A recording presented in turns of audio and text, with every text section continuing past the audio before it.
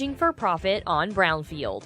As farmers are working on their 2020 budget, a farm business analyst with the Illinois Farm Business Farm Management Association says family living expenses need to be included. In this Managing for Profit, Brad Zwilling will put some of those numbers into perspective and provide other tips for 2020 budgets. More after this on Brownfield. More than 1 million wild animals are killed each year, illegally. Poaching is just one of the risks animals face at our hands. I'm Tom Barry. I'm an actor. I grew up in the beautiful rural countryside of Ohio, where animals roamed freely in the open forests. I have a deep concern to help preserve those open spaces for our wildlife friends so they can live and thrive like they used to. Destruction of their habitats threaten their very existence. The best way to protect wildlife is to protect the land where they live. The Humane Society Wildlife Land Trust works with private landowners to protect wildlife, to preserve natural habitats, and establish permanent sanctuaries. To learn more or to work with the Humane Society Wildlife Land Trust, call 800-729-SAVE. That's 800-729-SAVE. Or visit wildlifelandtrust.org. Thank you. Brad Zwilling is a farm business analyst for Illinois' Farm Business Farm Management Association. He tells Brownfield some farmers overlook it, but if their main source of income is from the farm, family living costs need to be included in their 2020 budget. So when we look at that, that's been about almost $78,000 a year ago in 2018. You add in some capital items, and that would be capital items such as, furniture and those type of things. You're up to almost $83,000 for 2018. Now that is down almost $3,000 from 2017. And when I say family living, that's including contributions, medical expenses, just other type of family living expenses, the grocery bill and those type of things. So those are some things to think about. And when you look at that number and you look at it on a per acre basis, that would be, close to we've been looking at that over time, and it was about $100 in 2009. And we've come down to about $102 in 2018. Zwilling says when farm income is up, family living usually goes up as well. He says the figure is a little lower for families with off-farm income. And by the time you offset that with some off-farm income, you're looking at maybe $50 an acre that needs to be covered by the farm. So when you do your cash flow budgeting, make sure you're allowing for that, and then also allowing for some money for your income and Social Security taxes, and that on estimate is about $27 to $30 an acre. So we need to look at about $80 an acre to cover family living and taxes by the farm's portion on average. And he provides some other tips for 2020 budgets. But make sure you're doing some stress testing to that budget. Make sure you're looking at, what the price of corn goes down, or the price of soybean goes down, or there's a change in the farming operation. Make sure you're doing that, and make sure once you create a budget, make sure you're keeping up and watching it. Just making a budget and sitting on the shelf is not the great thing to do there. You need to make sure you're constantly monitoring that and making changes, because maybe your family living, maybe you're making changes to that family living, and so you're monitoring that over time. So those would be some big pieces I would watch when you're doing your budgets and bringing in the family living. Make sure you know what your goals, and make sure you're monitoring that. That was Brad Zwilling with the Illinois Farm Business Farm Management Association, and I'm Rhiannon Branch with Managing for Profit on Brownfield.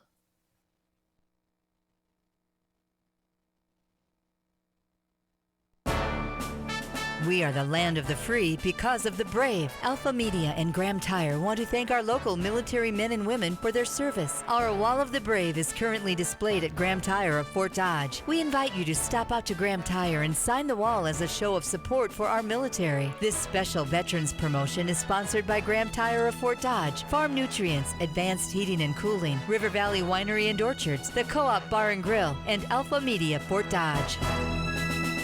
The holidays can be a difficult time of year for those enduring grief. Hi, I'm Keely Gunderson from Gunderson Funeral Home and Cremation Services. You are welcome to join us for a program filled with a message of hope and love, a program dedicated to those who have lost a loved one this past year. A Time for Angels Service of Remembrance, Sunday, December 8th at 1:30 p.m. at St. Olaf Lutheran Church here in Fort Dodge. For any questions regarding RSVP, please call 576-7128. Connect to this radio station from all across the country. Take us to the gym, shopping. How about a road trip? Listen to us now on the free iHeartRadio app. You'll never miss a moment with your favorite radio station. Download the free iHeartRadio app and search for this station so we can go wherever you want us to. Start your next project today and save with 11% off everything. Now at Menards. Tarkat offers a wide variety of flooring options to give your home a fresh new look. Update with new laminate, sheet vinyl, or vinyl plank flooring. Get 11% off your next flooring project right now at Menards. Sale prices are good through Saturday, November 23rd. Savings are a mail-in rebate. Some exclusions apply. See store for details. Save big money at Menards. Michael Devine, the Doctor of Truth. Does anyone have anything they'd like to confess? At AM 1400 KVFD. All right, this is AM 1400 KVFD, the voice of Fort Dodge. I'm Michael Devine, yes, the Doctor of Truth. The truth is that Nevin Mulholland and Randy Kuhlman will be in the next hour to talk sports. They're going to be wrong, of course, and I am going to be right because I am the Doctor of Truth. Anyway, social media this evening and probably through the weekend will be ablaze with the terrible news that the state of Iowa will appeal. The state of Iowa will appeal a $1.5 million discrimination verdict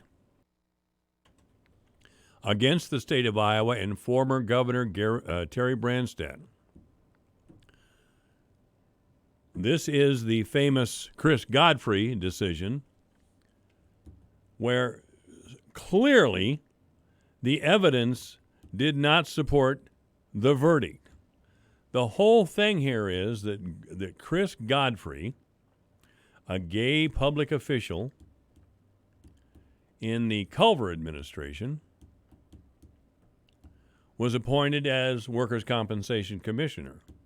Now, business didn't like him in that position. As a matter of fact, Governor Reynolds, during the trial, candidly admitted that he got rid of Chris Godfrey because some of his big contributors, especially in the meatpacking business, didn't like Godfrey. They didn't think that Workers' Compensation Commissioner Godfrey was fair to business. He had some sort of bias toward workers. Now, business is going to think that, and they certainly have the governor, well, at the time, Governor Branstad's ear. The packing plant business, the pork industry, and big ag, they're all very important to the Republican Party. Now, guys like Godfrey, I guess, are important to the Democratic Party. I don't know what other constituent group that they have. But if you're going to be a constituent group of the Democratic Party, you have to be a member of the oppressed. You have to be a victim who gets in front of TV cameras, video cameras, and weeps with angry indignation. Somebody's grandmother will be watching and start bugging her son or grandson to do something about that poor girl on TV who's crying all the time about how she was oppressed. Well, Chris Godfrey, even though he resigned as Workers' Compensation Commissioner, and yes, Terry Branstad pressured him to resign. I think he cut his salary in half. Branstad could not fire him. And when Branstad was reelected as governor, he asked for every commissioner and high official's resignation, which is what almost every incoming governor does. And he is presented with the resignation of all those who served in the previous administration. It's practically a courtesy. Now, what that means is, I've got my supporters waiting for your jobs. Please resign so I can put my people in here. They were my supporters, campaign workers, contributors, on and on and on. That's probably how Godfrey got the job in the first place, because he was a loyal Democrat and he was gay. And you know how the Democrats love gay people. They just love that stuff. So here we have gay Chris Godfrey, and he's refusing to resign, and Governor Branstad under pressure from his wealthy donors. So again, Governor Branstad cut Chris Godfrey's salary nearly in half. Well, Godfrey resigned. Actually, he got another job in the Obama administration, similar to the job that he held here in Iowa. Godfrey apparently is an attorney. or at least he's gone through law school. So Godfrey decides that Branstad's actions are discriminatory because he's gay. Now, let me tell you this about Terry Branstad once again, and everybody knows this. Terry Branstad does not care about abortion. He does not care about gay relationships. He may not like it, but his real job as a traditional Republican is to cut business taxes and make the regulatory climate for business in Iowa as easy as he can make it. To Terry Branstad and the country club Republicans that he represents, all these things like gay rights and abortion and all this nonsense, or they believe it's to be nonsense, that just gets in the way. So, okay, that's a Democratic Party thing. They're going to fight us hard on it, so we'll just make deals with the Democratic Party. Give us our business tax breaks, and we won't fight you on gay rights, or we won't fight you on Planned Parenthood, or any of these things. And that's pretty much what's happened behind closed doors. It's a different universe now. If you're going to be a Republican, you better be a little tighter on social issues, because guys like Terry Branstad are history. I mean, former Governor Branstad is still the ambassador to China, but I don't think we've heard from him since he went over there. Now, of course, a Polk County jury found Godfrey had been discriminated against. They found that former Governor Branstad and others in his administration had discriminated against Godfrey because he was gay. Not because he was a liberal Democrat, but because he was a gay liberal Democrat. I mean, there's conservative gay people, believe me. Now, that was the verdict. Oh, yes, Terry Branstad is a homophobe. As if that word really exists. You know, these words, a lot of these words are just made up by sociologists. Homophobe. Is that a medical diagnosis? Hell no, it's not a medical diagnosis. It's something you put in the paper. And most of the print media, by the way, are hugely liberal, in case you haven't noticed. But a homophobe is just another word that they put in the paper and make it accusatory and put traditional people, church-going people in our little towns in Iowa, decent, God-fearing, salt-of-the-earth people, they have to be screamed at that they're homophobes for simply observing the tenets of their faith. Well, a judge here in Iowa, of course, rejected a request from Branstad's lawyers to set aside the verdict until Friday. But Branstad has decided to take this now to the Court of Appeals. And the great fear in the Democratic Party is today is that Branstad will win this. And I think that's where we're going. Judges at that level aren't so swayed. I mean, we still have the Supreme Court pretty much marching in tune with gay rights. But this makes it a lot more difficult. Roxanne Conlon, who was Godfrey's attorney, who Branstad beat like a country mule in the governor's race way back when, she's still mad at Branstad. And, of course, she ran and challenged Chuck Grassley. Grassley beat her like a country mule. So she's just unhappy, and she'll make everybody unhappy. She's said that she will appeal. If it goes against Godfrey, she will appeal until the end of her days. I hope that's what she does. Good luck, Roxanne. And don't be driving around Des Moines in that big old car of yours after you've been drinking either. It's 4 o'clock. Sports coming up at AM 1400 KVFD. This is Gary Rima, the voice of the UNI Panthers, and you can listen to exciting Panther sports right here on the voice of Fort Dodge, AM 1400 KVFD. President Trump says it's working out well. Lisa Brady, Fox News. He's talking about the impeachment hearings as he again denies wrongdoing. President Trump says after a week's worth of impeachment hearings, there's no reason he should face impeachment in the House. There should never be an impeachment. This is not an impeachment. That phone call was totally appropriate, okay, totally. The president, in a wide-ranging interview on Fox and Friends, said he welcomes a Senate trial, suggesting he could attempt to call witnesses like former Vice President Joe Biden's son and House Intelligence Committee Chairman Adam Schiff. Several witnesses testifying this week did say President Trump relied on his personal attorney, Rudy Giuliani, to pressure Ukraine to open investigations into the 2016 election and Biden. On Capitol Hill, Jared Halpern, Fox News. This afternoon, the president hosting a White House meeting that turned into a mini debate at times on vaping and how to keep young people from getting e-cigarettes. The administration has been considering a temporary ban on flavored vaping products. The one thing I see, though, you watch Prohibition, you look at, with the alcohol, you look at cigarettes, you look at all.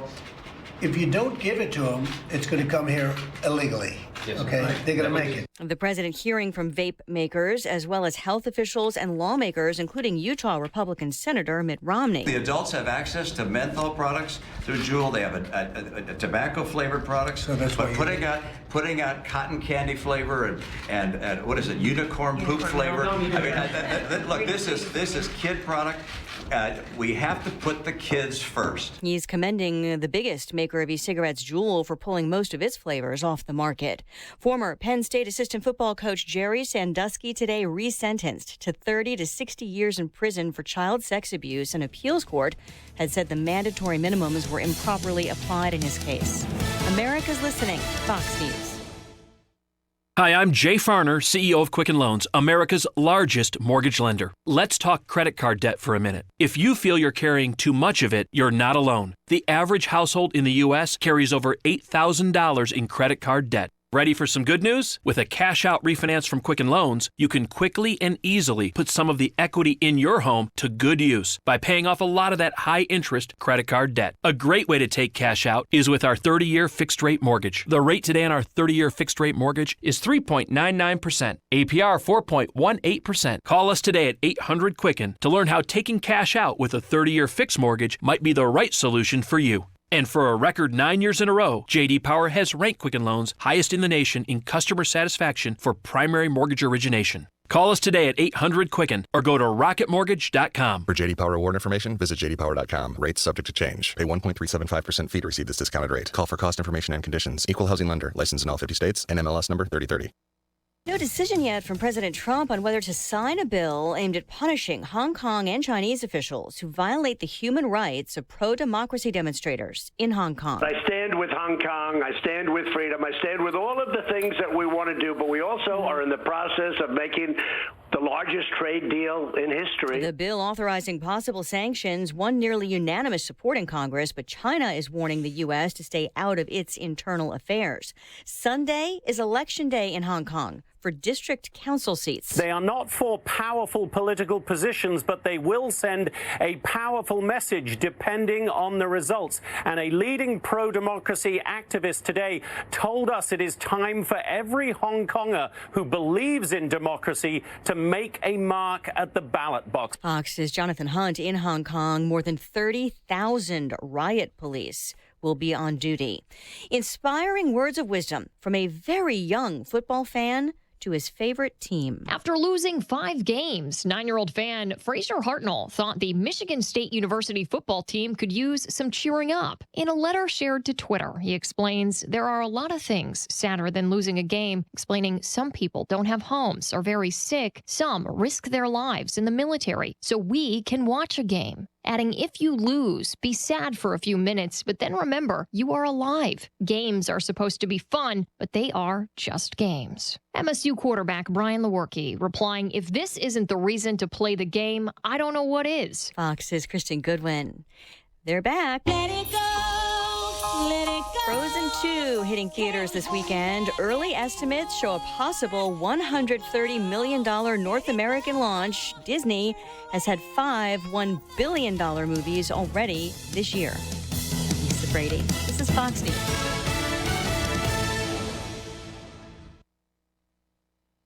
With your KVFD news update, I'm Rob Jones. The trial of a Fort Dodge man accused of killing Reverend Al Henderson has been delayed. According to court documents, the murder trial of Joshua Pendleton has been pushed back and now will start in April instead of December as it was originally scheduled. Pendleton pleaded not guilty to the murder of Reverend Henderson. On October 2nd, police officers responded to a call outside St. Paul Lutheran Church here in Fort Dodge and found Henderson unresponsive. He later died from injuries suffered in the incident. Tanner King took the witness stand yesterday in his double murder trial. King testified about his criminal behavior in the past, the evidence the prosecution has presented, and why he was mistaken for the suspect. King said the night of the murders that he saw a man named Clecio Clark in the alley where El Dominic and Marion Rhodes were found dead. King said he was walking by the alley while he was on a walk smoking marijuana. Clark is described as a highly ranked member of the Vice Lord Street Gang. King said that Clark confessed to him the day after the murders while at King's residence. Earlier in the trial, a witness claimed to have seen King near the scene with a gun. King claims the witness mistook the marijuana blunt he was holding for a gun. No gun was ever found in King's residence during searches, but a prior witness stated she saw King with a gun in his apartment. King's testimony is expected to continue today during cross-examination. A Hamilton County-based contractor with a long history of not finishing projects was arrested earlier this week on a warrant for theft. 38-year-old Michael David Wilson of Webster City is charged with third-degree theft after allegedly taking a $1,000 down payment for a job in Iowa Falls and never doing the work. A full slate of college football coming your way for in-state teams tomorrow. The Iowa Hawkeyes are at home at Kinnick Stadium. Coming off a big home win last week against Minnesota, they'll host Illinois, an 11 a.m. kickoff. You can hear the game on K97. Over on True Country KWMT AM 540, the Iowa State Cyclones are at home at Jack Trice, coming off a win against Texas last week. They'll host the Kansas Jayhawks, also an 11 a.m. kick. And at 1 p.m., over on KVFD AM 1400, you can hear the UNI Panthers hosting Western Illinois. For KVFD from the Jerry Sheeter Newsroom, I'm Rob Jones. Here's the AM 1400 KVFD Weatherology forecast. Lots of sunshine this afternoon with a high of 36. Winds out of the west around 5 miles per hour. Lows level off around 24. Tonight, clear skies and quiet. Lots of sunshine outside again. Tomorrow, daytime highs approaching 43. Dry with temperatures above average Sunday and Monday and highs in the upper 40s. From the Weatherology Weather Center, I'm meteorologist Jennifer Wojcicki. Currently, it's 34. The holidays can be a difficult time of year for those enduring grief. Hi, I'm Keely Gunderson from Gunderson Funeral Home and Cremation Services. You are welcome to join us for a program filled with a message of hope and love, a program dedicated to those who have lost a loved one this past year. A Time for Angels Service of Remembrance, Sunday, December 8th at 1:30 p.m. at St. Olaf Lutheran Church here in Fort Dodge. For any questions regarding RSVP, please call 576-7128. PrEP is HIV prevention in the palm of your hand. One pill, once a day, can lower your chances of getting HIV. PrEP provides a high level of protection against HIV when taken every day. While on PrEP, you should visit with your healthcare provider every 3 months. With Iowa TelePrep, you can do that on your schedule, on your terms, from wherever you're most comfortable. You'll visit with a pharmacist using a private, confidential app on your tablet, smartphone, or computer. And medications are delivered right to your home, quickly and privately. My PrEP keeps you healthy. My PrEP is peace of mind. My PrEP is safe, easy, and delivered. It's accessible, and it's confidential. My PrEP is affordable. It's freedom. My PrEP is responsible. Iowa TelePrep is here for you. PrEP, HIV prevention in the palm of your hand. One pill, once a day to lower your chances of getting HIV. For more information about PrEP and how to get started with Iowa TelePrep, go to prepiowa.org. That's prepiowa.org. To keep your vehicle running at its best, keep up with routine maintenance. The certified service techs at Humboldt Motor Sales make maintaining your vehicle easy. They offer convenient hours and competitive prices on all service and parts. And they take care of your GM warranty needs too. From oil changes to tires, brakes to batteries, engine repair and transmission repair, Humboldt Motor Sales can handle it all. Have your vehicle serviced soon at Humboldt Motor Sales. Log on to HumboldtGM.com to schedule an appointment now or call 800-566-8671. Michael Devine at AM 1400. In the name of justice and the American way of life. With 60 rounds of freedom.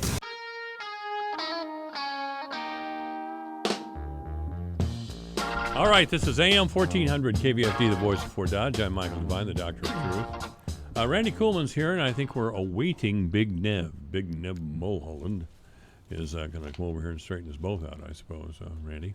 Well, maybe you. I don't know about me. He's incapable of straightning you out. Yeah, absolutely. He just thought he was a basketball coach, but you actually were. That's right. That's right. I talked with Ira Shivers. I suppose you know who Ira is. Ira's pretty good on the radio, actually. So I brought Ira over here yesterday to get his perspective as a black man on the apparent lack of any sort of white manhood of the NFL is the best way I can describe it. Why don't we have more white men with testosterone in the NFL? And I'm thinking, of course, of Mason Rudolph and Myles Garrett. Sure. They have a little tussle on the field. Yeah. And I've seen it 15 times. Yep, we all have, at least. And Rudolph's barking at Garrett, and Garrett's holding him down. But, you know, those things happen. Sure. In pro football. They get to scuffling a little bit. Well, Rudolph grabs Myles Garrett's face mask. You can see him do it. Well, Garrett's a big, tough character, and he just pulled Rudolph's helmet off. And when he did, a couple of Rudolph's Pittsburgh Steeler teammates jumped on Garrett. So, you know, everybody knows the story. Rudolph got off of the ground like he wanted to fight, and he got clubbed in the head with that helmet. Right. Well, too bad. You know, this is a football game. This isn't swimming. This isn't this isn't dance class. This is the NFL. And it's embarrassing to think that we have to run around and protect this quarterback, Mason Rudolph. I mean, it's not like he wasn't culpable. He was culpable in what happened. Garrett shouldn't have hit him with the helmet. And he should be suspended for a couple of days. But they're talking about kicking this guy out of football completely. For a year at least. A year at least. Yeah, I thought when that happened that he'd get 2 or 3 game suspension. I did too. Big deal. I thought, to suspend him for the rest of the year and maybe indefinitely. I just thought there was an overreaction on the part of the NFL, and now it's unfortunately they're trying to turn it into a race thing. That's exactly what they're trying to do. Yeah, well, Garrett is, and I see a little bit of his point here. It's the NFL is actually programming to white middle class people, and they just saw one of their own get clubbed in the head. But that shouldn't be the case. No. I've seen Tom Brady get knocked clear out of his shoes. Yeah, no, and he just gets up. Yeah, he supposedly Garrett's now saying that it's a racial slur, that's why he did it. Oh, he shouldn't. But there were other African American athletes right there, as you said. They kind of pounced on Garrett, and they all said they didn't hear anything. I think he's making it up because this is going to cost him a lot of money. Oh, a lot of money. And I would wish the NFL would. They're becoming so politically correct anymore. It just makes me sick. And I think, it was an ugly sight. There's no question about that. But to suspend the guy for, especially when he didn't quite, quote, start it, Rudolph was the one that grabbed the guy's helmet first. And I know the guy, Rudolph felt like he got cheap shotted at the end of the game there. And so it goes both ways. But Garrett lost his cool and whacked him with the helmet, and it looked bad, and we've all seen it 100 times, unfortunately. Well, the two Pittsburgh offensive linemen were pushing Garrett back. Right. And around the corner comes Rudolph without his helmet. Well, he got his helmet back real fast. I mean, Garrett probably was, wow, I got guys coming at me now. Here comes another guy. Yeah. So I just swung the helmet. It's probably, I don't know. an It's just understandable reaction. It was a silly thing, really. Yeah. It just goes back to I sometimes when NFL makes decisions on players, you just sometimes scratch your head because I've seen worse things happen in the NFL. You see guys get kicked in the crotch, and and they might get a 15-yard penalty. Yeah. That's about it. I mean, I think it was just because it looked bad. They wanted to, they didn't want to be criticized by the media saying, "Oh, you're light on this. You're promoting violence." Yeah. Well, football's a violent game. Let's You're face it. promoting violence. I Yeah. cannot deal with that. Let's go to the phones. AM 1400 KVFD. You're on the air. I think we need to have Menke there. You need to get your eyes examined. There was only one Pittsburgh player there until after he clocked Rudolph with the helmet. Then the other one showed up. Either way, frankly, it looked to me like there were two players there. I'll go back and watch the video for the 55th time. But it looked like two offensive linemen from the Steelers were moving toward Garrett pretty fast and pushing him back. And here comes Rudolph around the left side there, barking like a little chihuahua, and he got clubbed in the head. Excuse me. I mean, with a helmet, you don't club something. That's a weapon. Oh, for God's sake! I got a 12-gauge pump. That's a weapon. A helmet is a helmet. You clocked in the head with a helmet? See how that feels? I don't know. I think I probably have. I've been hit in the head with several things over the years. I'm not going to go crying about it, I'll tell you that. I mean, if football, again, is a violent game. It's a tough game, and you better be man enough to play the game. And if you're not, go home to your comfort animal or service dog or whatever and have your mother bring you chicken soup. Yeah, I think we all agree it was an ugly scene. You don't want to see that in any sport. My only thing is that if he would have said a racial slur like he's now being accused of, why didn't that come out right away? Why did they wait till after the suspension? And now Garrett's like shell-shocked that he got suspended for the whole year, and now he's coming out with that. I just find that curious. And But on Garrett's defense, I think the NFL overreacted, in my opinion, and maybe a 2 or 3 game suspension. I mean, for a guy like Garrett, that's probably a $100,000 fine. I mean, loss. Oh, $1 million is what they're telling me. Yeah, was it $1 million? Yeah, for the rest of the season. The rest and of the season, 6 games. Yeah. So, and he's a top player in the NFL, number 1 draft pick. Yeah. Of course, he is 6'9", and Rudolph. Yeah, I mean, he's a good player. But he's a great player and a very aggressive. It's a huge loss for the Browns. And that's what the deal is. He's a great player because he's so aggressive. He's tough. He likes to get in there and grind it out and duke it out. And so, he was intimidating Rudolph on the ground. Yeah. Hooray! Big deal. Who was that? Used to hit Brett Favre so hard. Warren Sapp. Yeah, Warren Sapp. Thank you. Yeah, Warren Sapp was about 5'10" by 5'10". Right. Just a tough guy. And he'd break through the line and hit Brett Favre hard. And Favre would be yelling at him on the ground, "Yeah, good hit, but I'm going to throw one right down your throat next time." And Sapp respected him. They got to be kind of friendly because of it. But Favre was a tough old kid from Mississippi. Yeah. I don't know where Rudolph is from here, but I don't know. Rudolph played for Oklahoma State. Oh, he did? Yeah, he was the quarterback at Oklahoma State. Well, that's Okie country. They should have more to him than that. Yeah, and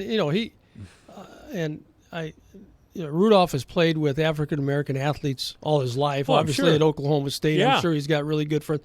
I would be absolutely shocked to think that he's going to yell out some sort of a racial slur. But I do think that Rudolph should have spoken up within a day or two of this incident. Well, he did come out and apologize and said, he was partly to blame for initiating that. Yeah. Okay. Well, he did. And then about a day or two later, then all of a sudden this surfaces that now Garrett's claiming that he had stated a racial slur. Well, that's a mistake. But that's unfortunate. I think I did read that this morning, or hear it on when I was watching the ESPN Sports Center. I think Garrett said that during the confidential meeting that he had with the NFL to see what his punishment's going to be. And somebody leaked it. And Garrett said, well, I never intended that to get out. Was that right? Yeah. Okay. But what he was doing was threatening the NFL. Yeah. Listen, I'll scream race. Yeah. Yeah, I don't know. It's one of those things we'll never know for sure, but that's right. It's unfortunate, and it's unfortunate for the Cleveland Browns because they're losing a really good football player. But he is, and I was really kind of pulling for the Browns this year. Baker Mayfield has had some level of consistency. He's got a real good arm. Yep. He's got a couple of top flight receivers. The defense around Garrett has been very good. They don't have the record that would indicate they're going to the Super Bowl right now, but you never know. It's not too late for them. But now with Garrett I don't see them there, but no, it's this is going to be another big week of football for around the country and college football. The Hawks they're going to be challenged by Illinois. I'm surprised by that 15-point spread that they're for Iowa. 15 points over Illinois. Yeah, I that surprised me, but Illinois is 6-4. I think it's 6-4, and they've won like 4 in a row. Yeah. Plus beat beating a couple Wisconsin. Of good teams, too. Yeah, they beat Wisconsin, and it's going to be a tough game. They've got a good defense that creates a lot of turnovers, and so the Hawks are going to have to bring their A game to beat them, and it'll be a good game. And of course, the Clones have a game with Kansas on Saturday at Jack Trice Stadium, and the margin there is 24 points. Clones over Kansas? Yeah. Well, of course, Kansas is pretty bad, but that's a lot of points. Yeah. I might take the points on that one. And in Kansas, I don't think the Clones will have a lot of trouble with Kansas, but it might be a little tougher than some people think. Kansas has had some good games against some pretty good competition, but the last few games they've had, last week's game against Oklahoma State, I guess they just looked totally inept. So, yeah, you never know. And then the Clones will finish with a tough game at K-State. And K-State's for real. They're legit, even though they got upset last week by West Virginia. That was a surprise. But K-State... West Virginia's a tough team, though. Oh, they've had a tough year. West Virginia, normally they're pretty good, but they've been down this year. But K-State is a good football team, and it's the last game. It'll be senior day in Manhattan, and so that'll be a heck of a football game 2 weeks from now when they play the Wildcats. And of course the Hawks then finish up on Black Friday after with the Cornhuskers. Yeah, so that's right. It'll be coming down to, there's some big games winding down. Alabama plays Auburn this weekend, and Ohio State, Penn State. It'll be an interesting game. I'm surprised that Ohio State's giving Penn State 18.5 points. Mm-hmm. That's a surprising margin as well. As good as Ohio State is, but and Penn State looks like they're struggling a little bit. They didn't look particularly good against Indiana either last week. They beat Indiana by a touchdown, I think. So, and then there'll be a big game also. That Minnesota-Wisconsin game in 2 weeks that'll be one of the biggest games they've had up in Minnesota for a long time. In a long time. Because the winner of that, it's a good news, bad news thing. The winner wins the West. The bad news is they're going to have to play Ohio State in the Big Ten championship game. So, but that'll be a big game between the Gophers and Wisconsin. So I really haven't seen Ohio State play this year, but I did see LSU the other day. And LSU is a top team. Oh, they're outstanding. Yeah, they're a top team. But from the clips and everything I've seen of Ohio State, and I realize I'm just seeing the highlights. Man, they're a powerful team. Oh yeah. Now, what are they? Ohio State ranked 2 and LSU 1, or? Yeah, or in some cases it's 1 and 2 the other way around. Okay. I think I would come down in favor of Ohio State in that particular poll. Yeah, and that will be interesting. Ohio State, I watched them play the full game against Wisconsin, and they looked really good on both sides of the ball. They've got the best defensive end in the country, a kid named Young, who has been suspended for 2 games. He'll be back. And then their quarterback is outstanding, Justin Fields. He can run and throw, and then they've got a ton of talent, like they always do. But they are really a good football team, and so I think LSU's 1 in the playoff rankings. Ohio State is 2, and but I think in the other rankings it's the other way around. So, yeah.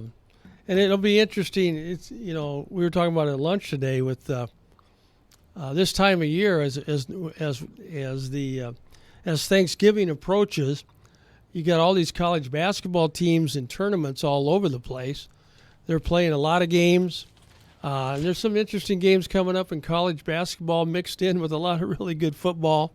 So if you're a sports fan, you probably don't get a whole lot done on the weekends. If you like to watch sports like I do. But yeah, it should be. And excuse me. You bet. Nebraska. I wish Nevin was here because I want to talk about Scott Frost's new contract at Nebraska. He's 8-14 since he came to Nebraska. 8-14.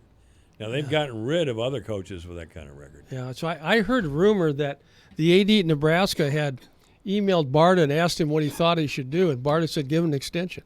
So that sounds right. Yeah. But give him an extension and a big raise. You're 8-14. Give him an extension and a raise. No, I was not totally surprised by that because where's Nebraska going to go if they don't make it with Scott Frost? Who are they going to bring in that's going to turn that program around? I mean, I don't think Nick Saban's going to want to go there. No. And so. They're resting the whole program for years to come on the shoulders of Scott Frost, and they're going to invest in him, and they've got the money to do it. So I'm not totally surprised by that, but he's only been there 2 years, and you're right. The first year they kind of expected to be bad. This year they thought they were going to be real good, and you find out quickly that rebuilding a program is not as easy as you might think it would be, even if you're a Scott Frost at a place like Nebraska. Okay. So, well, we've experienced a tragedy here at KVFD Sports Talk. Nevin Mulholland will not be here at all now. So there it goes. There it goes. What do you suppose he's doing? Card game over at Old Boston or what? I don't know. He's getting his ankles taped for his big Creighton basketball game tonight. Oh, is he going down there? I don't think he's going, but he's gonna be in front of that television set, cheering him on. Who are they playing? They're playing a powerhouse team in Cal Poly. Oh, is that right? Cal Poly? Yeah, Gosh, shouldn't be much like of a Fresno game. Or something? Yeah. I don't know. Anyway, Randy Coleman is here. We're talking sports. Michael Devine at AM 1400 KVFD. Listen to this. Making radio great again. 428 at AM 1400 KVFD, the voice of Fort Dodge. The news, the obituaries, and sports coming up as Divine Intervention continues. PrEP is HIV prevention in the palm of your hand. One pill, once a day, can lower your chances of getting HIV. PrEP provides a high level of protection against HIV when taken every day. While on PrEP, you should visit with your healthcare provider every 3 months. With Iowa TelePrep, you can do that on your schedule, on your terms, from wherever you're most comfortable. You'll visit with a pharmacist using a private, confidential app on your tablet, smartphone, or computer. And medications are delivered right to your home, quickly and privately. My PrEP keeps you healthy. My PrEP is peace of mind. My PrEP is safe, easy, and delivered. It's accessible, and it's confidential. My PrEP is affordable. It's freedom. My PrEP is responsible. Iowa TelePrep is here for you. PrEP, HIV prevention in the palm of your hand. One pill, once a day to lower your chances of getting HIV. For more information about PrEP and how to get started with Iowa TelePrep, go to prepiowa.org. That's prepiowa.org.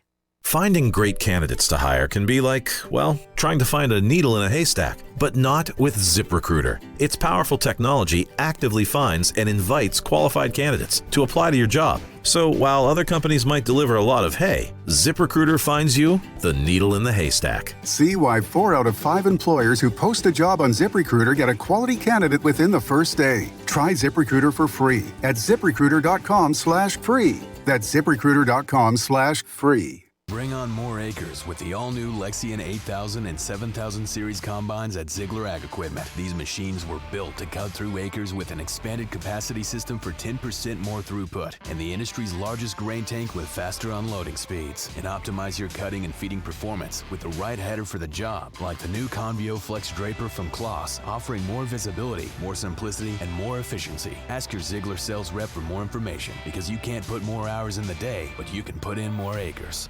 Jim's Carpet One Floor and Home is celebrating the Relax Its Leaves rebate event, now through November 24th. Hi, this is Dean Sternberg with Jim's Carpet One. Get up to $500 back on pet-friendly, stylish, and durable Leaves carpet. The only carpet with a 25-year no-exclusions warranty that covers stains other warranties don't, like pet stains, grease, mustard, stairs, and even bleach. Hurry into Jim's Carpet One and earn up to $500 in rebates. Plus, take advantage of special financing, and don't forget to visit our Steals and Deals room. Now at Jim's Carpet One, Fort Dodge. Some restrictions apply. See store for details.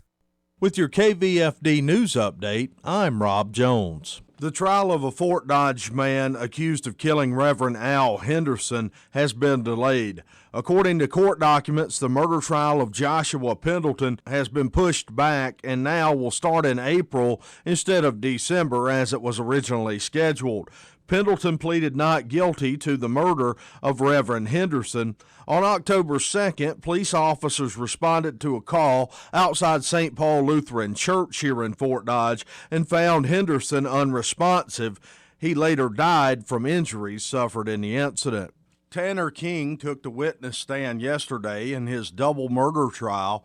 King testified about his criminal behavior in the past, the evidence the prosecution has presented, and why he was mistaken for the suspect. King said the night of the murders that he saw a man named Clecio Clark in the alley where El Dominic and Marion Rhodes were found dead. King said he was walking by the alley while he was on a walk smoking marijuana.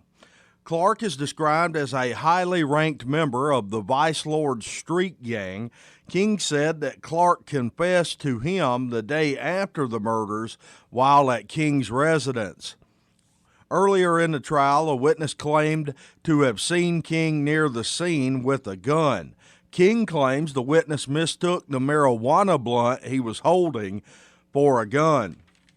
No gun was ever found in King's residence during searches, but a prior witness stated she saw King with a gun in his apartment. King's testimony is expected to continue today during cross-examination. A Hamilton County-based contractor with a long history of not finishing projects was arrested earlier this week on a warrant for theft. 38-year-old Michael David Wilson of Webster City is charged with third-degree theft after allegedly taking a $1,000 down payment for a job in Iowa Falls and never doing the work. A full slate of college football coming your way for in-state teams tomorrow. The Iowa Hawkeyes are at home at Kinnick Stadium. Coming off a big home win last week against Minnesota, they'll host Illinois, an 11 a.m. kickoff. You can hear the game on K97. Over on True Country KWMT AM 540, the Iowa State Cyclones are at home at Jack Trice, coming off a win against Texas last week.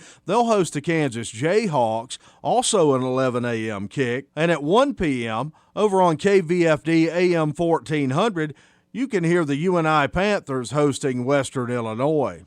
For KVFD from the Jerry Sheeter Newsroom, I'm Rob Jones. Here's a look at how the markets closed today. December corn up a quarter penny at $3.68 3/4. March down a half a penny at $3.78 1/2. May down a half a cent at $3.83 3/4. July down 1 1/4 at $3.88 3/4. January soybeans down 4 cents at $8.97. March down 4 at $9.11 1/4. May down 3 1/2 at $9.25. July down 3 1/4 at $9.37. December wheat up 6 1/4 cents at $5.15 1/4. Soybean meal down $2 a ton at $2.99. December live cattle down 65 cents at $118.67. February down $1.20 at $123.85. January feeders down $3.32 at $139.27. March down $3.20 at $139.60. December lean hogs up 57 cents at $61.22. February up 20 at $67.65, and April down 40 cents at $73.70. I'm Dwayne Murley. This is AM 1400, KVFD, the voice for Dodge, 435. Obituaries this hour. Brought to you by the historic Bruce Funeral Home at 923 First Avenue South, Fort Dodge. You may contact the historic Bruce Funeral Home by calling 515-576-5117 or online at www.brucefuneralhome.com. Donald Johnson of Fort Dodge died yesterday at the Paula J. Baber Hospice Home. Donald Johnson was 96 years old. Benny Bjornson, longtime business person in Humboldt, has died. Mr. Bjornson passed away on Wednesday at the Trinity Regional Medical Center. The services will be held, of course, in Humboldt for Benny Bjornson. Obituaries this hour brought to you by the historic Bruce's Funeral Home at 923 First Avenue South, Fort Dodge. You may contact the historic Bruce Funeral Home by calling 515-576-5117 or online at www.brucefuneralhome.com. This is AM 1400 KVFD, the voice of Fort Dodge. The holidays can be a difficult time of year for those enduring grief. Hi, I'm Keely Gunderson from Gunderson Funeral Home and Cremation Services. You are welcome to join us for a program filled with a message of hope and love, a program dedicated to those who have lost a loved one this past year. A Time for Angels, Service of Remembrance, Sunday, December 8th at 1:30 p.m. at St. Olaf Lutheran Church here in Fort Dodge. For any questions regarding RSVP, please call 576-7128. Thrifty White Community Health Corner, your source for reliable health information for you or someone you care about. It's time to review. Your local Thrifty White Pharmacy team is here to help make sense out of choosing a Medicare Part D plan during open enrollment. Plans change every year, so it's important to review your Medicare Part D options for 2020. Stop by your local Thrifty White Pharmacy anytime through December 7th for your free consultation, and remember to bring your current Medicare card. Hey, I'm Andy. If you don't know me, it's probably because I'm not famous. But I did start a men's grooming company called Harry's. The idea for Harry's came out of a frustrating experience I had buying razor blades. Most brands were overpriced, overdesigned, and out of touch. At Harry's, our approach is simple. Here's our secret. We make sharp, durable blades and sell them at honest prices for as low as $2 each. We care about quality so much that we do some crazy things, like buy a world-class German blade factory. Obsessing over every detail means we're confident in offering a 100% quality guarantee. Millions of guys have already made the switch to Harry's, so thank you if you're one of them. And if you're not, we hope you give us a try with this special offer. Get a Harry's starter set with a 5-blade razor, weighted handle, shave gel, and a travel cover, all for just $3 plus free shipping. Just go to harrys.com and enter 1616 at checkout. That's harrys.com, code 1616. Enjoy! What's in store this holiday at your local Staples? Hearing, aw, you shouldn't have. Without spending more than you should have. Staples is celebrating Black Friday early with huge savings on laptops, printers, and more. Like the Lenovo Flex 6 2-in-1 laptop with Intel Core i5 processor for just $499.99. That's $300 off. So why wait for Black Friday? Staples, there's a whole lot in store this holiday. Ends 12/7/19 while supplies last. Michael Devine at AM 1400. In the name of justice and the American way of life. With 60 rounds of freedom. We're talking sports again this Friday. Randy Kuhlman and I are. Nevin Mulholland took the day off because he's intimidated by our giant brains. And his sports analysis cannot compare to ours. So there you go. That's what it is. That's what it is. And besides, he's going to watch the Creighton game tonight anyway. Probably the only person in the state of Iowa who watched the Creighton game. But he's loyal to his school. Oh, yeah. There's a number. You'd be surprised how many Creighton grads are in Fort Dodge. Mark Cribbins is a Creighton grad, isn't he? Didn't some of his kids go there as well? Oh, yeah. And I just met with TJ Pingle out at Shimcat as a Creighton grad. Oh, really? Yeah, I was in his office this morning. He had a Creighton pennant up there. Oh, no kidding. Yeah. Sure would be nice if I could get one for this studio, but my man's falling down on me here. He's falling down on the job. Of course, Nevin was in here already this week, on Monday after the passing of Chief Justice Cady. Oh, was he? Yeah. Yeah. That was a real tragedy. It was. It stunned everybody, I think. It really did. Surprised everybody. Really did. And I went down to the memorial service on Wednesday. Oh, you did? Yeah, it was a beautiful service. Very well done. But real loss of a good person and I tell you the judges around the state really held him in high esteem. So that's one of those things we always scratch our head about. I've always said, why do the good die so young? But seems like they do. Yeah, I know. We might be able to live forever, Mike. Yeah, maybe that's it. I kind of doubt it. I abused my body way too much when I was younger. Smoked way too many Well, that's the thing. Mike, Mark Cady was, he was in great health. He ran regularly, or he used to. He kept himself in good shape. He was thin, but that heart disease, sometimes it's, even though you're in good shape, it doesn't matter. So you just don't know. No. I mean, people wake up with a headache and it's brain cancer, for God's sake. Yeah. Kevin Doty, our old police chief, is struggling with that now, from what I understand. What a tragedy that is. It is. I mean, I hope he recovers. It is. But that's a tough way to go. Yep. Anyway, back to sports. Your old school there, Humboldt High School, has got 11 players on the first team. That's not bad. Do they really? Because they didn't have that good a football season. They didn't seem to me. No, they didn't. I'm surprised. Algona, my old hometown, had a great season. Well, they were really good. I see the Jamison Hines kid was MVP, offensive MVP. Well, again, quite an honor when your team. I don't even think they were 500. I could be wrong, but so that's quite an honor for him. Because usually those kind of awards go to somebody that's on the conference champion. Yeah. I mean the district. They don't have conference in football anymore. The district that they're in. But I was surprised when Algona got beat in the semis. I thought they would go all the way. Well, I did too, and it was a high-scoring game. Yes. And the team they played was OABIGA or something. And I don't know. But it stands for Odebolt, Ida Grove, Arthur? Okay. Battle Creek, yeah. I believe. Okay. Yeah, and Arthur's in there too. Yeah, okay. So it was a consolidation of those schools over there. Yeah. But in reading about it and talking about it, that school had one really terrific offensive and defensive player. Oh, is that and right? If you took him out of the equation, Algona goes on. But he just about single-handedly controlled the game. Oh, so, okay. That happens. Especially yeah. There's a really good game on tonight on TV, the 4A state championship. Valley versus Dowling? Valley and Dowling. Yeah, they're going at it again. Yep, 1 against 2, and of course, Dowling's going after their 7th straight state championship. Is that 7 straight? This would be 7 straight if they'd win tonight. Oh, my God. Which is amazing. Those Catholic kids can play ball down there, I guess. Well, some of them aren't Catholic, but I know that's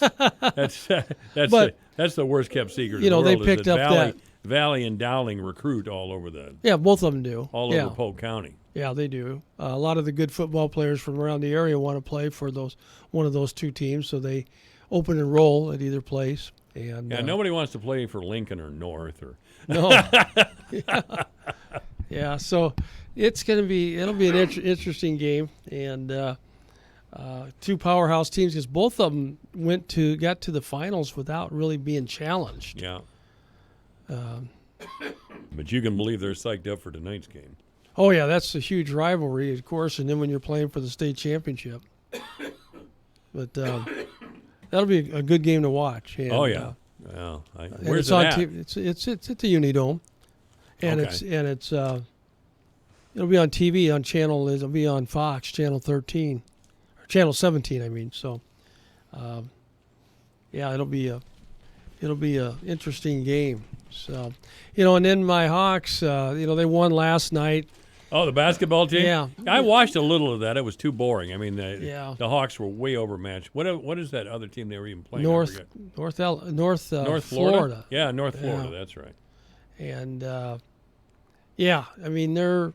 The good news is that little point guard out of New York City that they got, Toussaint, who's, a quick young man, quick athletic point guard, which we've lacked for years. And he's just a freshman, and I didn't get to see the game, but in reading about it and talking to a couple people who watched it, said that he really had some flashes where he looked really good. And he's going to be, if he can keep coming on for them, he'll be a huge asset for them because they've lacked that quick point guard for a number of years, and the point guard is such an important position in college basketball. It's it's almost like being the quarterback on the football team. Really, when you look around the country and you look at the best teams around the country, pretty much all of them have a really good point guard. And you look at the good Iowa State teams the last couple of years, they had Monty Morris, who was an outstanding point guard. Iowa State, I'll tell you, their athletic department is holding real steady. Real steady. Oh, yeah, they're, Iowa State's basketball. Campbell's got the football team in a good position. Yeah. Rome has done a great job. Yes, yeah, and they've got it going there, and the girls' basketball team's good too, and wrestling's getting better. It is, yeah, wrestling is. Oh, that's right. There's another old Humboldt guy there, Dresser. That's right, Kevin Dresser. Yeah, but he's bringing it along. Yeah, so it's they've got it going down there, and kudos to Jamie Pollard. He's doing he's doing a heck of a job, and.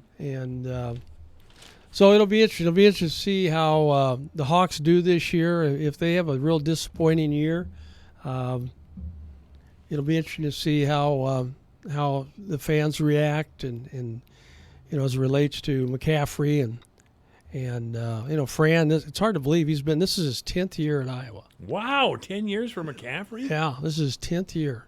They decided they wanted to stop rotating the coaches in and out of that chair too. Huh?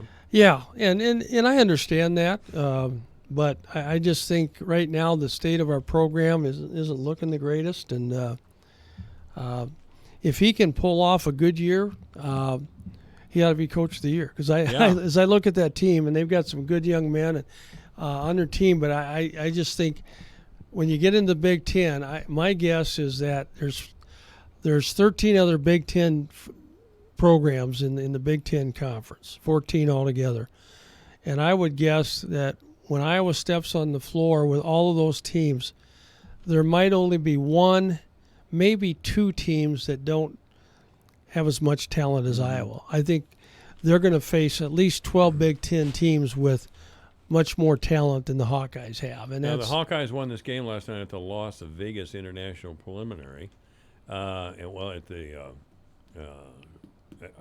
I guess my question is this Las Vegas thing still going on? This invitational still going on? Well, no, I mean, was it affiliated with that? I know they're scheduled to play in Vegas on Thanksgiving Day or Thanksgiving night, and then on Friday night Nevin's going. It's Creighton, Iowa, Texas. Nevin's going to Las Vegas? Yeah, Creighton, Iowa, Texas Tech, and San Diego State in a 4-team tournament out there. Iowa plays Texas Tech, Creighton plays San Diego State, and then the two winners play each other, and the two losers play each other on the following Friday. Okay. So that'll be interesting. We'll find out where the Hawkeyes are at that. With that, San Diego State's always respectable. Texas Tech is expected to be one of the top teams in the Big 12 this year. Texas Tech is. Yeah. And Creighton's going to be solid. I mean, I don't think people are expecting Creighton to win the Big East, except for Nevin. Yeah. I was gonna say. But Creighton will be a respectable ball club, and they're well coached by McDermott. So we'll know a lot more about the Hawkeyes, after that, a week from now, for sure. Well, McDermott is a solid coach. Yeah. I kind of blamed Pollard for running off McDermott back in the day, and of course, Pollard fired Dan McCarney. And Bobby Douglas, the wrestling coach, K.L. Sanderson, all left after Pollard got there. And I thought, what's going on here? Yeah. These guys are studs, These guys are real studs. You can always question those, although when you look at where he's at now, he's got a pretty good core of coaches there. And they're really, there's a lot of real positive energy at Iowa State right now in their athletic program. No question about it. McCarney, he did good things for Iowa State, and I didn't think he should be fired. But after he didn't have much success anywhere. He was around the world, and every place he went, it seems like he got fired. He was at North Texas State there a few years ago. That was the only next head job he got, because I think he was on the Florida staff for a few years. Yeah, he was Central Florida, as I recall. No, I think Florida. Florida? Okay. Yeah, he was on Florida's staff as maybe the defensive coordinator or something like that for a couple of years, and then he landed the North Texas State job, and didn't have the kind of success that they wanted. And he was there 4 or 5 years, and they let him go. But no, they were terrible those years. They were. Dan was, he's a good guy and good Iowa guy, and that's the thing that upset me when they fired McCarney was that McCarney was the one that really helped get Pollard the job. Yeah, at Iowa State. He was, and Pollard turned right around and stabbed him. And that's kind of what a lot of if you talk to a lot of players that played for McCarney and then that happened to them, they were not at all happy with Pollard when that happened. They shouldn't have been. No. And who did we get after that? Cheesick. Yeah. Yeah. That was going to be our savior, and he had experience as a defensive line coach down at Texas. No, he was highly sought after. He was the defensive coordinator at Auburn, then he became the defensive coordinator at Texas, and he was one of the hottest prospects. Matter of fact, most people were surprised that he took the Iowa State job. I remember. They thought that he took a job that was below him, and at that point in time, and I didn't share that feeling at the time, as I recall. But. Chizik, he was trying to build a program. He left after 2 years, and went to Auburn and won a national championship. But that team was in place. Yeah, and after he won the national championship, everything went down for Auburn, and they fired him. He had really a short tenure there. Yeah, he did. The fact he did. That Southeast Conference is something else. I mean, they fired the Arkansas coach in a year and a half. For us up here in Iowa, when you look at the Hawkeyes, we've had 2 coaches at Iowa for the last 40 years. We're going to have Kurt Ferentz for a head coach until he's 70 in the year 2070 or 2026. 2026. Yeah. I don't know if he'll make it that long. No, he's going to hand it off to. I don't know. Brian here. That's the whole I can't see him. I just can't see him giving it to Brian unless all of a sudden Brian can get this offense turned around and becoming a good, strong offense. Because, we win games with our defense. There's no question about it. And until we start winning games with our offense, I can't see how you can turn around and give that head job to Brian Ferentz. That's just my 2 cents. Well, because apparently Kirk has sprinkled some, gypsy dust over Barta there or what. But there have been some times when Ferentz has performed terribly, and another AD would have gotten rid of him. I don't know. When was that? When did he perform terribly? I mean, he hasn't had a team under 500 in a long time.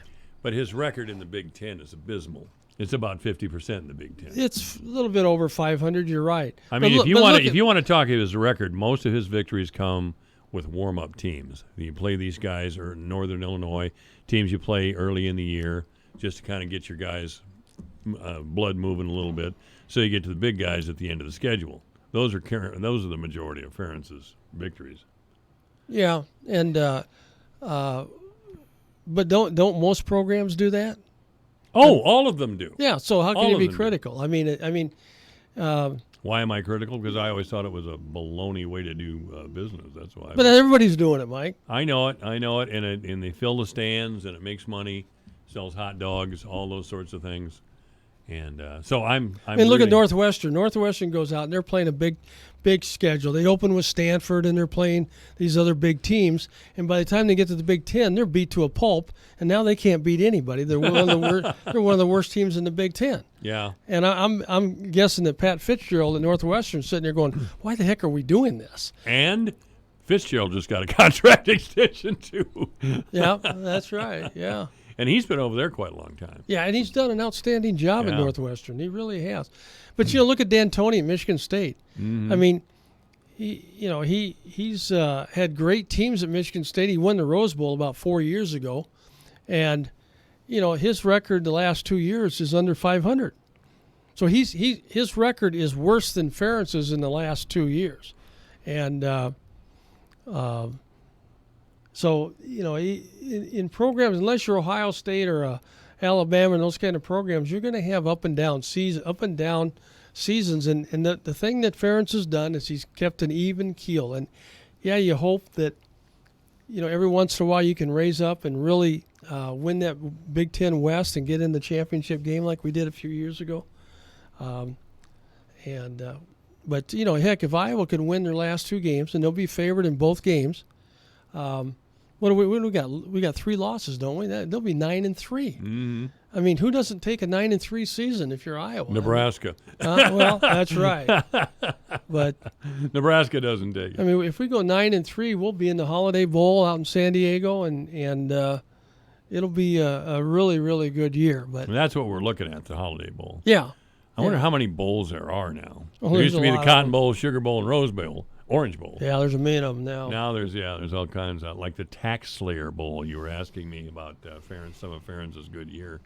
Yeah, the Tax Slayer Bowl would be one year that I'd question how good a coach that Ferentz was. They rotated quarterbacks that year. You remember that? In the Tax Slayer Bowl, they had Jake Rudock and C.J. Beathard, and they sent him in. Yeah. Yeah, I don't know what he thought he was doing. Yeah, and look at both Rudock and Beathard were in the NFL. Beathard's still in the NFL. Where's Rudock? He was with the Lions. He got cut this year, and I don't know if he ended up on a practice squad somewhere or not. He might still be in the NFL. No, I'm sorry to hear it. I was always kind of pulling for that. But yeah, he's been with the Lions for the last 2 or 3 years. He played up in Michigan after he was cut at Iowa. Did he have a good year up there? Mm-hmm. He did, and that was Harbaugh's first year, I think. Yeah, Ferentz helped him get up there, as I recall. Yeah, probably did, and which is unique because usually you don't want to do that to somebody in your conference, who could turn around and beat you. From what I understand, of course, I don't know Kirk Ferentz personally, but people who know him say he's very, very loyal. Oh yeah, he's loyal. He wouldn't. He's loyal. And he's a class act. Yeah, no question about it. He wouldn't just bring the kid in, Rudock in, and say, "Sorry, I got somebody better, so you're out." Right. He'd try to do something about it. Oh yeah. There was a lot of fan pressure on Ferentz around that time. Des Moines Register sound off on WHO. They were ripping Ferentz. I mean, the guy Andy McPhails, whatever his name is, I remember him on sound off one night. I've been sticking up for Kirk Ferentz for a long time. I'm not doing it anymore. Then Ferentz comes back with a great year the next year. He has that way. He has that. This year didn't look that impressive. Then they go into the Minnesota game, and Minnesota is on a roll, 9-0, and Ferentz has his team on the field, and they controlled the game. Yeah, I mean, that was Ferentz ball on the field. That wasn't P.J. Fleck's game. Ferentz controlled the game, slowed the game down, and he won. Yeah. And that's what really counts. And interesting enough, they were favored over an undefeated Minnesota team. I didn't get that either. Well, I think it just shows you that people around the country, how much respect they have for Ferentz and the program, especially when they're playing at Kinnick. People will tell you it's one of the toughest places to play. Because it's a great stadium. It's a great stadium. The fans are right on top of the field. They are.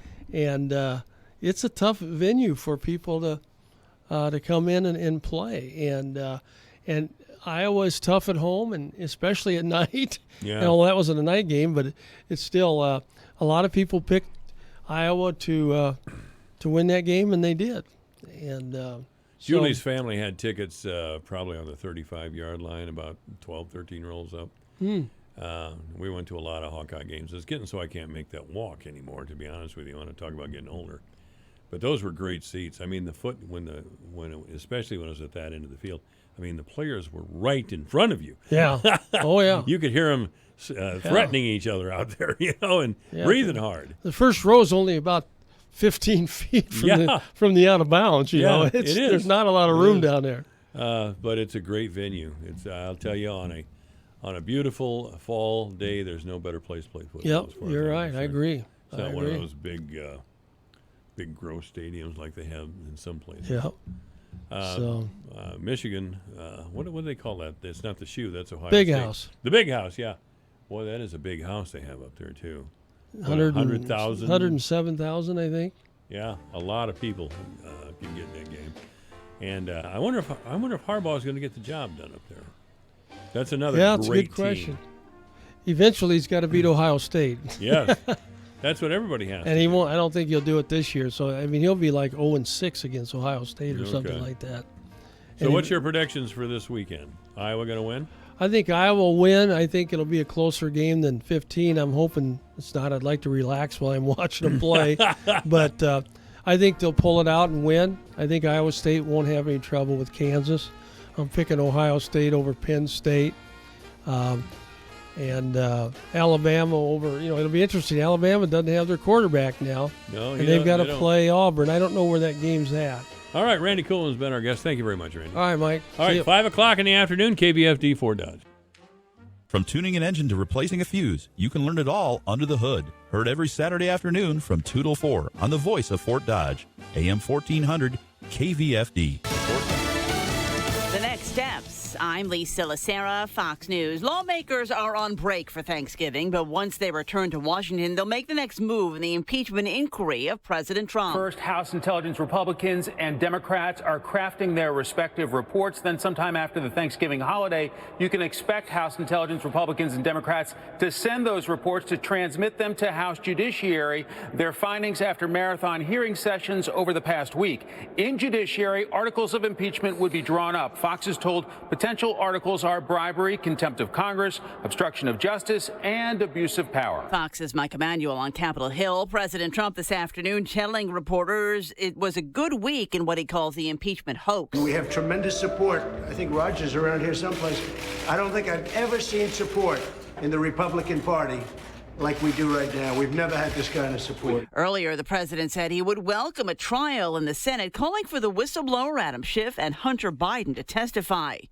A 13-year-old under arrest in Los Angeles for threatening a shooting at a middle school. Police were called after several students reported hearing the threat. They say when they conducted a search, the teen had a rifle with a high-capacity magazine. The subject also had in his possession a rudimentary hand-drawn map of the school, as well as a list containing names of both students and staff members from the school. L.A. County Sheriff Alex Villanueva, who says after last week's shooting in Santa Clarita, they've received a number of calls about threats.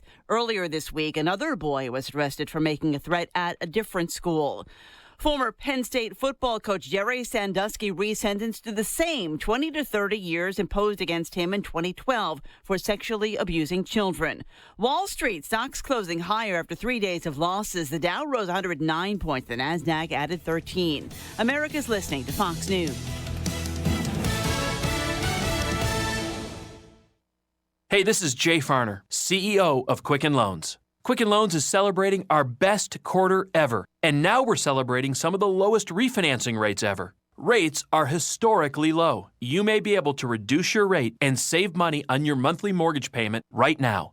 This is your chance. Pay off some credit card debt or put some money towards that new bathroom or kitchen you've always wanted. The rate today on our 30-year fixed-rate mortgage is 3.99%, APR 4.18%. That's right, 3.99%, APR 4.18%. While we can't predict what will happen in the future, we do know that rates have dropped and now is the time to save money on your mortgage. Call us today at 800-QUICKEN or go to rocketmortgage.com to learn how refinancing now may be the right mortgage solution for you. That's 800-QUICKEN or go to rocketmortgage.com. Rates subject to change. Pay 1.375% fee to receive this discounted rate. Call for cost information and conditions. Equal housing lender. Licensed in all 50 states. NMLS number 3030.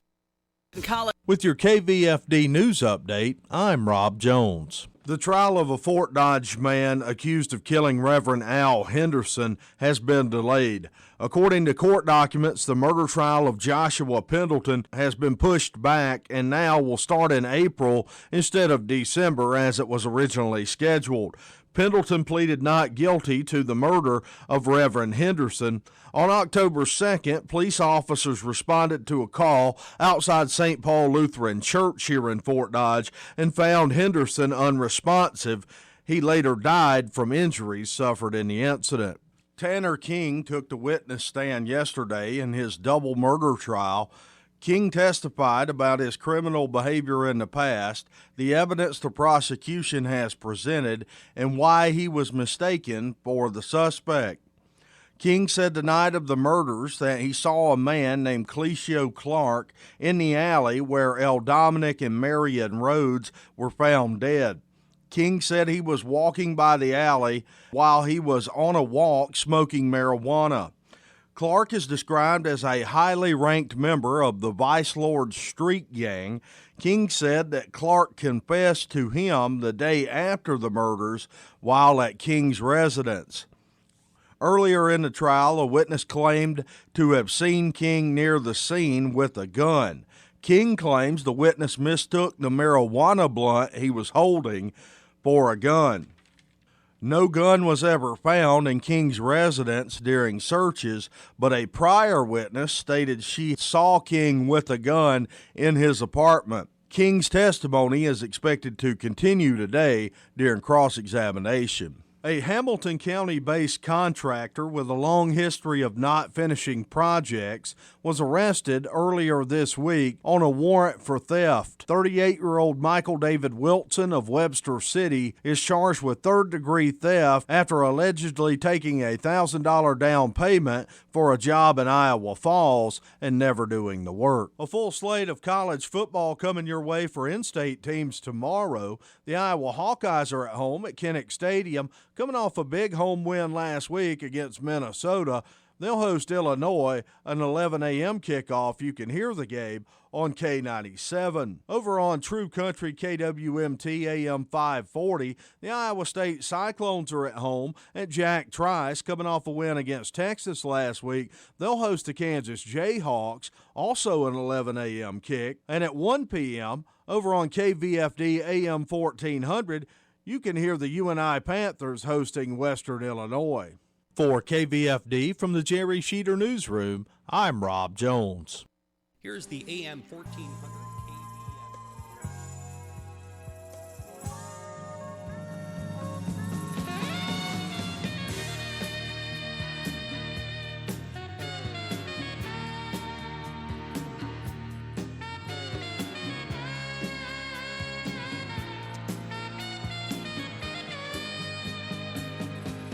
Live from the headquarters of Ramsey Solutions, broadcasting from the Dollar Car Rental Studio. This is the Dave Ramsey Show, where America hangs out to have a conversation about your life and your money. I'm Chris Hogan filling in for Dave, and we are going to have a blast this hour.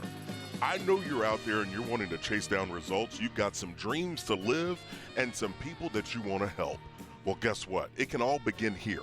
As we talk about your questions and get clear on the plan as well as the process, you can make some stuff happen. So here's the deal. If you've got a question, you want to talk, I want to hear from you. The number to call is 888-825-5225. Again, that's 888-825-5225. Or you can find us on social media.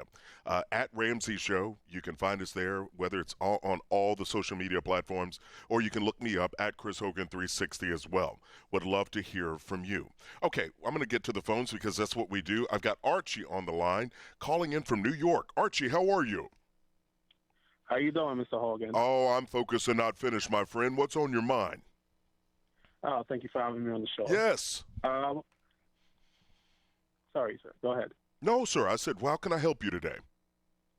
Yeah, so I have a question. Right now, I'm in training for my career, and I should be graduating, finishing June of next year. Okay. I do have some. I have a lot of loans, and one of the loans I had to take out was about a $2,500 loan for relocation purposes at an interest rate between 11 to 12%. Mm-hmm. Now, I do have a 403B. About 90% of that is pre-taxed, and the rest of it, about 5%, is Roth post-tax. Mm-hmm. The total amount in there right now is about $9,000, and so between the relocation loan and credit cards, I have, say, a total about between $8,000 to about $9,000. So my question is that should I go ahead and pull the money from the 403B to go ahead and cover the payment for those interest loans, for those debt, especially the loan that have a substantial interest rate between 11 and 12%. Okay. What's your income, Archie? Currently, I'm in training. I'm making $68,000 this year, but in January, actually, it's going to increase to $77,000. Okay. And of this debt that you have, so you have around $9,000 in debt of credit cards? No. between credit card and just the one loan, but I do have the other loans as well. Okay. So you'd say, how much debt would you say you have altogether? I'm actually looking at it right now. Tutor right now, just under $500,000, about $491,000 of that. About $470 is student loans. $470,000 is student loans? Yes, sir. What are you studying? What are you? Please tell me you're calling me from NASA, like you're on the moon or something right now. Like, what do you do? Well, I'm a medical doctor. I'm finishing residency training in June, and all of that was to get undergraduate, master's degree, and medical degree. My goodness. Okay. And so you coming out, best case scenario, is this training done in June? Is that the residency that you're done with? Yes, I'm done with training after All right. that. Now, here, make me feel better. How much are you going to be making in June? Well, worst case scenario, I'll be maybe 270. Okay. Best case scenario, depending on where I go. Right. I'll say just base salary. You're looking anywhere between maybe between 400 to 500, depending. If you're able to get a lot of overtime, you're looking. You could make up to 600, maybe 700, depending on how much you work. Right. How old are you, young man? I am 34. 34 years old. Here's the reality. I'm about to help you change your whole game here. First and foremost, no, do not pull money out of the 403B. You put that money in, it was done pre-tax. So if you pull it out, if you got $9,000 in there, you're going to probably get around $4,000 after the taxes and penalties, right? Because you can't access that money penalty-free until 59.5. And so there's no reason to pull the tree up to look at it to see if it's growing or not. So don't do that. That's not an option. The reality is that you're going to have to make some decisions, right? Like if you will hear me and do this, you, young man, will change the game for yourself. Meaning, yes, you know the training has got to go through June. You've signed on, you took on an astronomical amount of debt for medical school and all the things coming with it. But as you come out of this and you start to make money, you're going to actually need to do this. And it's going to sound crazy, but I'm going to give you 2 words. You're going to need to live broke. Hear me. If you live broke, even though the money is starting to come in, what you can do is get this almost $500,000 of student loan out of your life. But you're going to have to, I'm telling you, you're going to have to swallow some pride and make a decision. That means you keep driving the car that you have. You don't go get anything new because you don't need to prove anybody you're an MD. Okay, you have the initials at the end of the name and the student loan debt to show for it. But if you keep your lifestyle like in broke mode, meaning just cheap, like ramen noodle, pork and bean. Okay, you can do a little bit better than that maybe, but you get my point. You need to throw all extra money toward this debt. If you do this, you can get this out of your life in best case scenario, I would say 3 years, if you live that way. If you don't, you have the potential, Archie, from 34, you have the potential of being 54 in 20 years, and this debt has not gone down much. So which one do you want to be? Do you want to be the Archie that's debt-free and doing some stuff, or you want to be the Archie that's still making payments on student loans 20 years later? Make that decision today and do everything else accordingly, and I'm telling you, it'll put you on a different path. You'll have an opportunity to not only have breathing room, you actually get to keep some of the money you're working hard to be able to have. And see, this mindset, and this is for everybody. This is literally for everybody. If you've got debt out there, if you make a decision that I'm going to downgrade lifestyle to make sure I can upgrade my overall quality of life, things can happen. This is where you start to eat the food that's in your cabinets. You know, some of us have moved a lot. You all have a can of lima beans probably that's moved with you 3 or 4 times, right? I mean, seriously, the can is just tired. The label is falling off. You're taping it back on. Eat them beans, people. Okay, get it out of there. Quit acting like you're too good to eat that food. Eat the food. Let's be smart. You know, I was talking to a gentleman that was spending around $3,000 a month eating out per month. $3,000 a month. Okay, eating out. That's ridiculous. I asked him, do you even have a kitchen in your house? Like, sell your stove. You're not using it, right? I said, dude, cook, right? And so for him, who had $50,000 in credit card debt, it was a game changer for him. Because to go from buying groceries to cooking, he was already used to spending $3,000 a month eating out. For him to be able to shift $2,500 of that over and start going toward debt, I'm going to tell you something. He got excited. He got excited because he started to see some progress. See, that's what we need.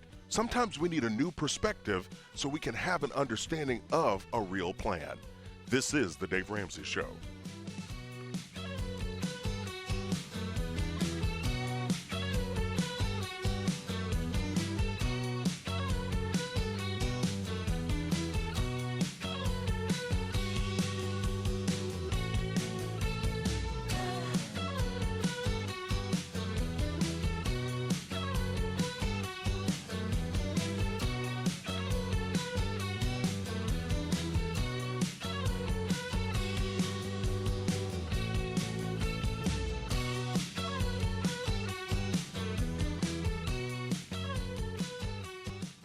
This is the time of year I feel like Paul Revere on his midnight ride. The Redcoats are coming, except I'm screaming from the rooftops that your timeshare maintenance fees are coming. It's a painful reminder in the form of a fat bill that you bought something that you can't use and you can't sell. Well, enough is enough. Timeshare Exit Team will get you out of a bad situation when the resort refuses to help you. They've been doing this for over 7 years and have helped over 19,000 people escape. Wow! So they know what it takes to battle this industry that's hell-bent on keeping you locked in a contract. The first step is a free consultation. Schedule one today. Getting out of a timeshare can be a long process, and it takes some time to get out of a mess. They are so confident in the process that if they can't get you out, they will give you your money back. Call 844-999-EXIT or timeshareexitteam.com and schedule today. Want to know how to save money? Buy your Christmas gifts early. Our famous $10 sale is happening right now. You can choose from over 45 of our most popular books, all for just $10. Find the perfect gift for everyone on your list at DaveRamsey.com or call our Ramsey Concierge team at 888-22-PEACE. You can also enter to win our Ramsey Christmas giveaway. We're giving away $500 cash every week and a grand prize of $5,000 cash. No purchase necessary. Must be 18 or older to win. Listen, thieves love this time of year. Protect your home this holiday season with Simply Safe's exclusive early access to their Black Friday and Cyber Monday deals. You'll get 25% off any new system, plus a free HD security camera. This includes everything you need to keep your home safe, plus 24/7 monitoring with police dispatch that's 3.5 times faster. Get it now at simplysafedirect.com. Offer ends on December 2nd, Cyber Monday.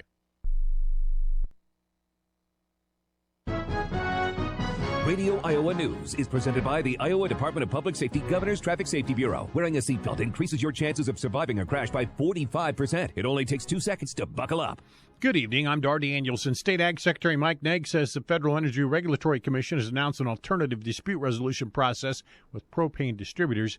He says that could ease the shipping issues. Anything that we can do to put more propane in these pipelines will absolutely help resolve that. So we're very hopeful. Late harvest and the cold temperatures put a strain on the supply. A panel of state lawmakers spoke today at a meeting with the Iowa Taxpayers Association. Says the legislature is not likely to make wholesale changes in the state's tax credit system in the upcoming session. Senator Dan Dawson, a Republican from Council Bluffs, says legislators shouldn't shy away from unraveling some of them. Eat a little humble pie here and actually think what's best for a competitive tax code for Iowa. Dawson says some of the credits should remain, however, some need to be done away with. That's news on Radio Iowa. I'm Dar Danielson. PrEP is HIV prevention in the palm of your hand. One pill once a day can lower your chances of getting HIV. Real people in our community are already taking PrEP and are happy to talk about their experience. My name is Daniel, and I'm from Hiawatha. I think PrEP is important because we basically could be curing HIV by preventing it and getting people who are at risk or people who may be at risk onto PrEP. It's something that's really necessary to protect yourself. My experience with PrEP has been extremely positive, especially through the TelePrep program. It was super easy to get set up. Once you're in contact with TelePrep, they'll set you up with some testing to make sure that you're healthy. They'll check for HIV and other STIs, and then you will receive the PrEP prescription. The whole process is extremely simple, and there's really no barriers, which is really important to me, and it makes me feel safer. For more information about PrEP and how to get started with Iowa TelePrep, go to PrepIowa.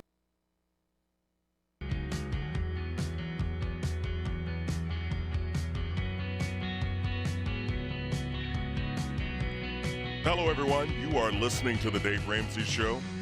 I'm Chris Hogan, filling in for the big man, and we have had a blast.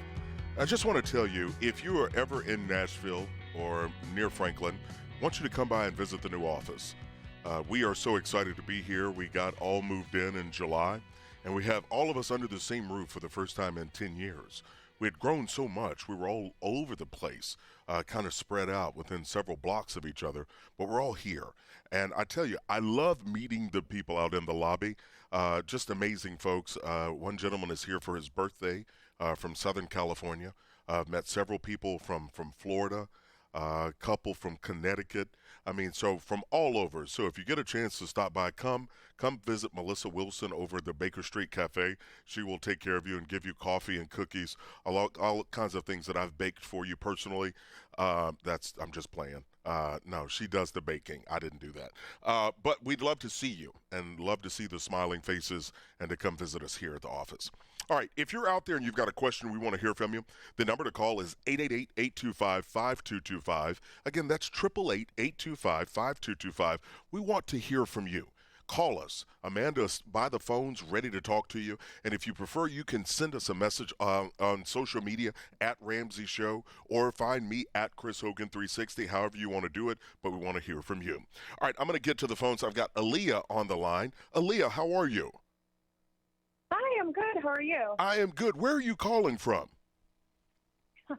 So my job, I'm from Buffalo, New York, but my job has sent me to Stockholm to work for the next few months. What? So you're calling from Stockholm? I am. Wow. What time is it there? It is 9:20 and it's very cold. Wow. So it's late and you're up and you're talking to me. All right. I'm excited. How can I help you? So long story short, I'm 27. Okay. I was raised by my grandparents. They adopted me. They sold their house to help put me through college. I went to law school. I'm now making about $210,000 a year. Okay. But I'm also $180,000 in debt. Okay.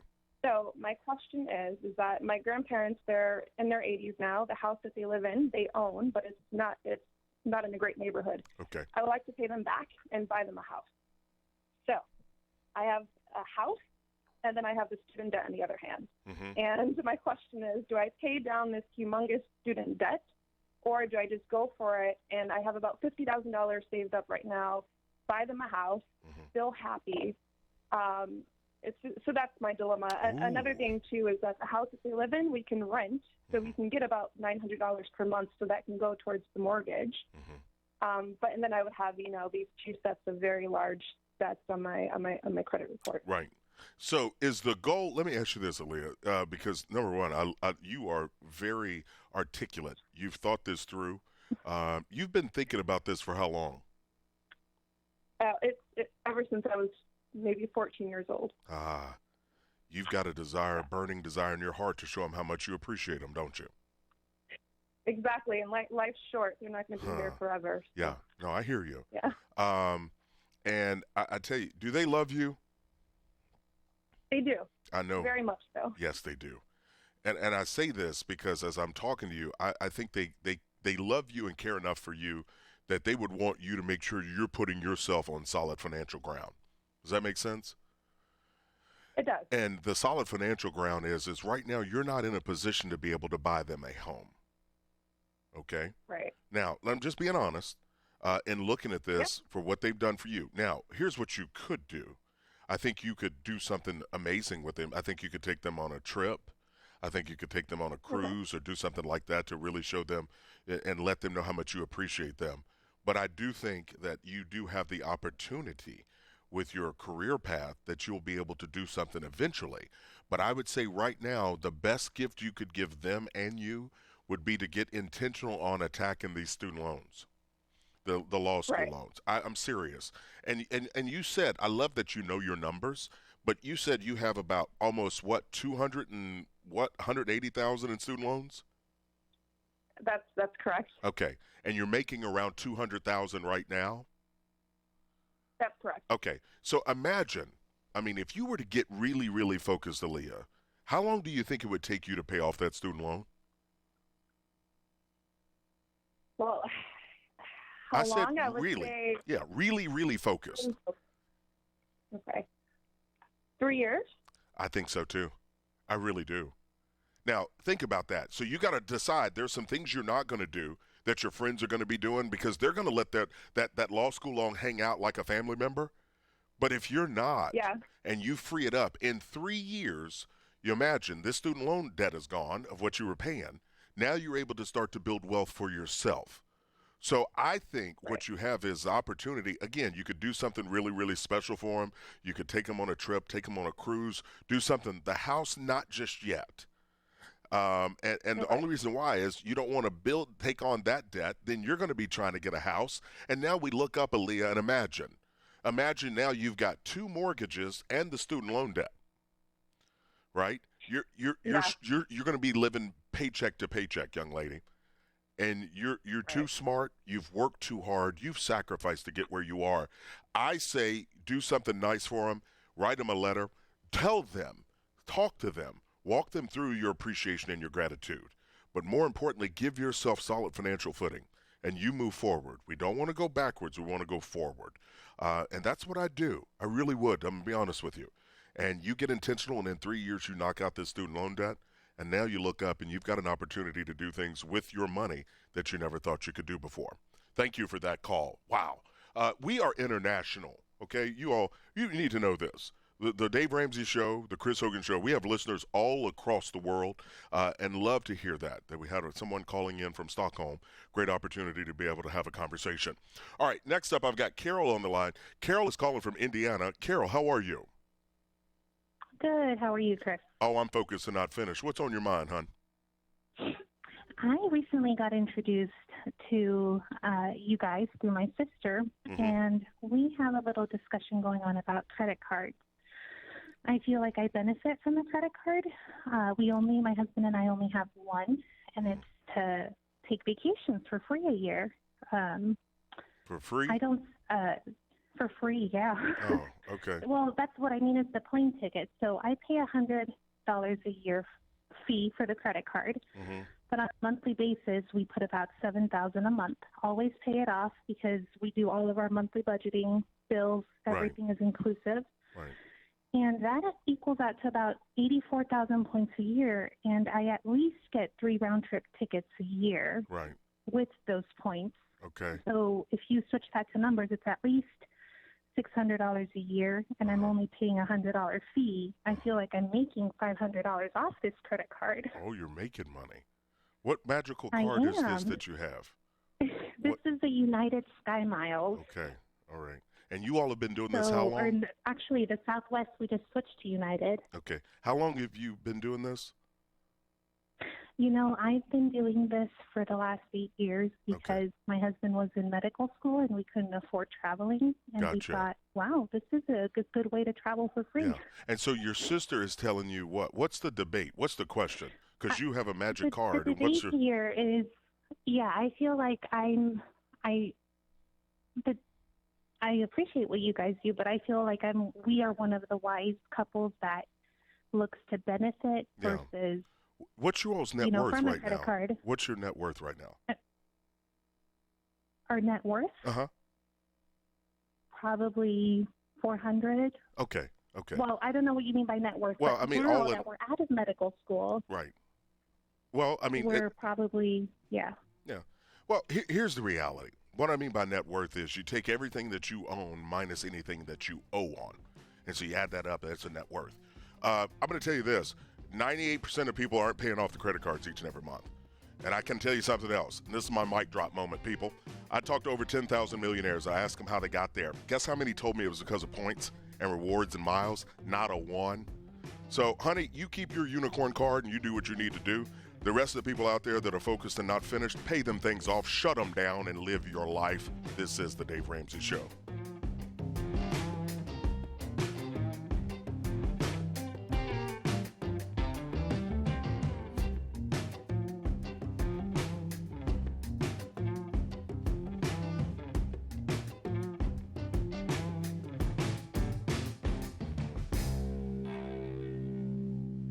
I got a call the other day, and I thought it was worth talking about again. It was from a wife looking for life insurance for her family. She asked why I only recommend term life insurance instead of cash value plans like whole life. I usually explain how you overpay for coverage, earn a horrible rate of interest, and don't get your cash value when you die. But this time, I just had her go straight to Xander.com and get a rate. And then we compared that rate to the whole life plan, and she immediately saw the huge savings. She realized all the things she could do with that money, like paying down debt, investing in a smarter way. That made it real for her. It makes no sense to buy or keep a cash value plan when there are smarter, less expensive ways to protect your family. That's why I suggest that everyone go to Xander.com or call them at 800-356-4282 and get a free quote. That's Xander.com or 800-356-4282.